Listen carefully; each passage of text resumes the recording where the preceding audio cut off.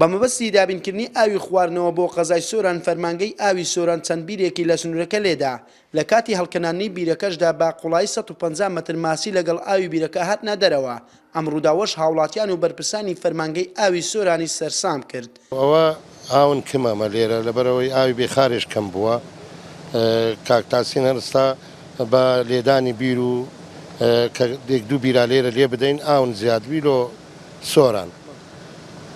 جەماعەت هاتن ناولێرێ دەستگایان هینا ئەوەی کە بیری هەڵەکەنی لێیاندا تەمەنە من لێرە نەبووم لێرە بووم بەس پاشی کە دەست بە ئیشکرام ڕۆیشتم پاشەنجی تەلەفۆنیان لۆ کردموتیان ئەگەر زەحمەت نەبی وەرە ماسی دێنە دەرێ ئەم بڕوام نەکرد پێکەنیم شەوێ دیسا تەلەفۆنیان لۆ کردموتیان کاکە ماسی دەرەچن ئەوجا هاتم تەوان کە هاتم دیتم ماسی گچکە ماسی سۆر دێنە دەرێ.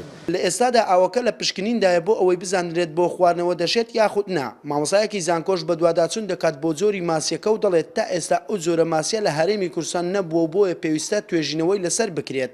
سەبارەت بەو بیرەیەکەوە ئەو دیاریدەیە کە دەرکەوتیە لەگەڵ ئاوەکەی ماسی دەرکەوتینە بەڕاستی دیاریدەیەکی نامۆیە وەکو بڵێ تازەیە شتی وامان نەبینیوە لە کوردستان چەند بیرێک لێدراوە هەتا ئێستا ئەو دیاریدەیە دەرنەکەتیا. ماسیەکان ڕەنگیان سوورە و درێژیان لە 4 بۆ 5 سانتیمەتر دەبێت و لەگەڵ بەرکەوتنیان بە تشکی خۆرتەنها بۆ ماوەی چەند خوڵەکێک لە ناو ئاوی سەرزەوی دەژین. بەڕێوەبەری ئاوی فەرمانگەی سۆرانیش ئاماژە بەوە دەکات چەند کەسێک لە دەرەوە و ناوەوەی وڵات پەیوەندیان پێوە کردووە تا توێژینەوە لەسەر جۆری ماسیەکە و چۆنیەتی دەرکەوتنیان بکەن.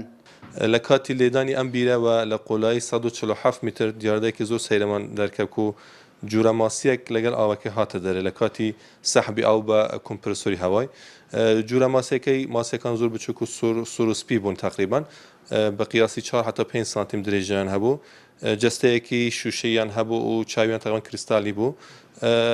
پاش ڕوودانی ئەو حەسایقەت چەندین دوست بەردەر پەیوەندی مەمەکە تایبەتێکی لەوانە برادێک لە دەرەوەی وڵات لە بریتانیا تەلەفۆن کرد دەراسەتی هەلەسەندێ جووری ماسیەکە بوومان دیار کرد و پێداڵم بلند فیش ماسی کورە دیارە بە پێی تەرجمەکەی و هەروە جامعی سوورانجی دکتۆرێک لەوێت پەیوەندیمان پێ کرد و پێیان خوشتە ڕاستێک لەسەر بکەن حقیقەت حادثەیەکی نامە بوو. دەرکەوتنی ئەم ماسیانە لە کاتێکدایە کە لە ڕابردوودا لە هەرێمی کورسان نەبیندراوە و نازانرێت هۆکاری بوونی ئەم جۆرە ماسیە لەو قوڵاییەدا بۆچی دەگەڕێتەوە.